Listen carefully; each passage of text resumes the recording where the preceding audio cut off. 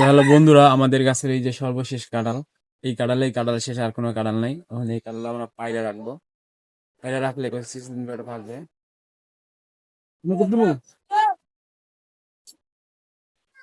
জোরে কাটাও।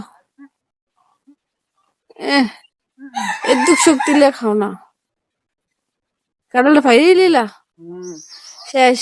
আর কিন্তু কাঁঠাল নাই, শেষ। দাঁড়াও, আর কিন্তু কাঁঠাল দেই। কাঁঠালটা কতটুকু ভালোই তো বড় আছে।